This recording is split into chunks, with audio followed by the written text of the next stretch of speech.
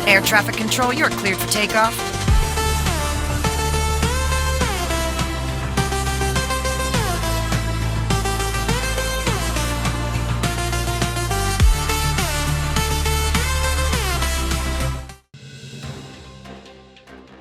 रायगड जिल्ह्यातील उरण तालुक्यातील केगाव गावातील 6 वर्षीय मानस जयेश पाटील यानं सलग 17 किलोमीटर सागरी अंतर यशस्वीपणे पोहून नवा विश्वविक्रम प्रस्थापित केला.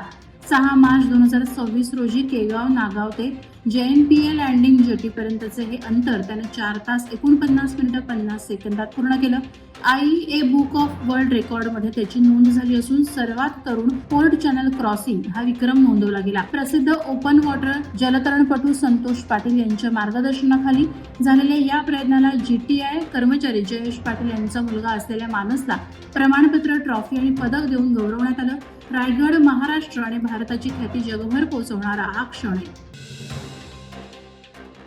रायगड जिल्ह्यातील म्हसळा तालुक्यातील खारगाव खुर्द गट ग्रामपंचायतील कृषी अधिकारी लक्ष्मण कांबळे आणि ग्रामपंचायत अधिकारी कोमल बेनवाड यांना 5 मार्च 2026 रोजी 4,000 रुपयांची लाच घेताना अँटी करप्शन ब्युरोने रंगेहात पकडलं. घरबांधणी कामात अडथळा न आणण्यासाठी 5,000ची लाच मागितली होती. तक्रारदाराच्या तक्रारीवरून सापळा रचून कारवाई करण्यात आली. पोलीस अधीक्षक शिवराज पाटील यांच्या मार्गदर्शनाखाली उपअधीक्षक सरिता भोसले यांच्या नेतृत्वात ही कारवाई झाली. ACBने नागरिकांना लाचखोरी विरोधात तक्रार करण्याचं आवाहन केलंय. खालापूर पोलीस ठाणे हद्दीत घडलेल्या टॉवर बॅटरी चोरीच्या 2 प्रकरणांचा यशस्वी उलगडा स्थानिक गुन्हे अन्वेषण विभागानं केला.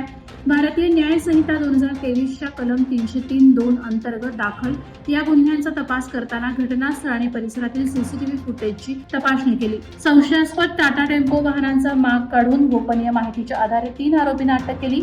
आरोपी अविनाश मनोहर चव्हाण वय वर्ष 26 राहणार उल्हासनगर, रोहित मनोहर चव्हाण वय वर्ष 25 राहणार उल्हासनगर आणि विजय सुरेश चव्हाण वय वर्ष 26 राहणार सावरगाव खालापूर चोरीसाठी वापरलेला 7 लाख रुपयांचा टेम्पो जप्त केला. उरण तालुक्यात घरगुती गॅस सिलेंडरचा तीव्र तुटवडा जाणवत असून अमेरिका, इस्रायल, इराण संघर्षामुळे जागतिक बाजारपेठेवर परिणाम होऊन किमती वाढल्यात. इंडियन ऑइल, भारत गॅस यांनी घरगुती सिलेंडर 60 रुपये आणि व्यावसायिक 115 रुपयांनी महाग केले. JNPA बंदरातून निर्यात अडकल्याने आंबा फळही अडकून पडले. शहर आणि ग्रामीण भागात गृहिणी स्वयंपाकासाठी गॅस मिळत नसल्याने हतबल झाल्यात. नागरिकांनी प्रशासनाकडे साठेबाजारी करणाऱ्यांवर कारवाई आणि पुरवठा सुरळीत करण्याची मागणी केली आहे. खालापूर तालुक्यातील टाकळी धाकटी पंढरी येथे 13 मार्च 2026 रोजी सकाळी 10 वाजता जगद्गुरू रामानंदाचार्य नरेंद्राचार्यजी यांच्या सिद्ध पादुकांचे भव्य दर्शन सोहळे आयोजित करण्यात आले. SP मैदानावर होणाऱ्या या कार्यक्रमात गुरुपूजन, उपासक दीक्षा, प्रवचन आणि पादुका दर्शनाचा लाभ भाविकांना मिळणार आहे.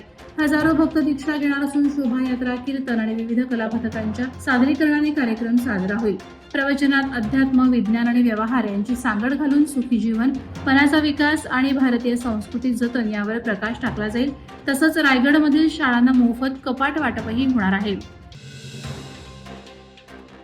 उरण तालुक्यातील खोपरोली येथे छत्रपती शिवाजी महाराज यांच्या भव्य अश्वारूढ पुतळ्याच्या उभारणीसाठी भूमिपूजन सोहळा उत्साहात पार पडला.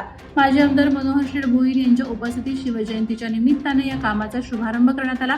शिवसेना उबाठा गटाचे शाखा प्रमुख रवी म्हात्रे यांच्या उपस्थितीत विधिवत पूजन आणि मान्यवरांचे स्वागत करण्यात आले. कार्यक्रमाला हजारो शिवप्रेमी उपस्थित होते. जय भवानी, जय शिवाजी अशा घोषणांनी संपूर्ण परिसर दुमदुमून गेला.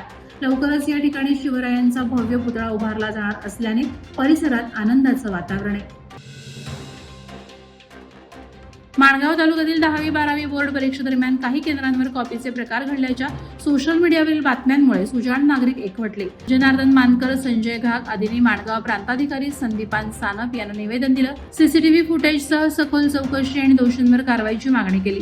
गट शिक्षणाधिकारी सुरेखा तांबट यांनाही भेट देऊन पर्यवेक्षकांवर कारवाईची मागणी केली. कॉपीमुळे शिक्षणाचा दर्जा घसरत असून भविष्यात बेरोजगारी वाढेल असं मत व्यक्त केलं. प्रांताधिकारी आणि गट शिक्षणाधिकाऱ्यांनी सकारात्मक प्रतिसाद दिला. छत्रपती शिवाजी महाराज यांचे स्मारक चौक गावात उभारण्यात आले असून आमदार महेश बालदी यांच्या हस्ते लोकार्पण झाले. ग्रामपंचायत सरपंच रितू ठोंबरे यांनी स्वखर्चाने आणि कुटुंबियांच्या मदतीनं ऐतिहासिक दगडी शाळेच्या आवारात हे स्मारक उभं केलंय. चौक हे सर नौबत नेताजी पालकर यांचे जन्मस्थान असून छत्रपती शिवाजी महाराजांचे स्वाभिमानाचे प्रतीक म्हणून स्मारक पाहिले जाईल असं आमदार बालदी म्हणाले. सरपंच रितू ठोंबरे यांचे काम प्रशंसनीय असून विकासासाठी निधी देण्याचं आश्वासन दिलं. शिवप्रेमी मोठ्या संख्येनं उपस्थित होते. तिथीनुसार साजरा होणाऱ्या शिवजयंतीनिमित्त रायगड किल्ल्यावरून आलेल्या शिवज्योतीचे नागोठणे शहरात उत्साहात स्वागत करण्यात आले. नागोठणे आणि पळस परिसरातील शिवप्रेमी गुरुवारी किल्ले रायगड येथे जाऊन शिवज्योत घेऊन आले. शुक्रवारी सकाळी हायवे नाका येथे शिवज्योतीचे आगमन होताच शहरात आनंदोत्सवाचं वातावरण निर्माण झालं.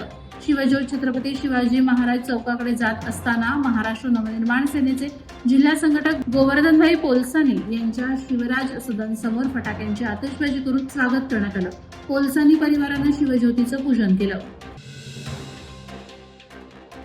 खोपोल येथील केएमसी कॉलेजमध्ये नॅशनल कॅडेट कॉर्प्सच्या वतीनं एनसीसी डे विविध उपक्रमांनी उत्साहात साजरा करण्यात आला.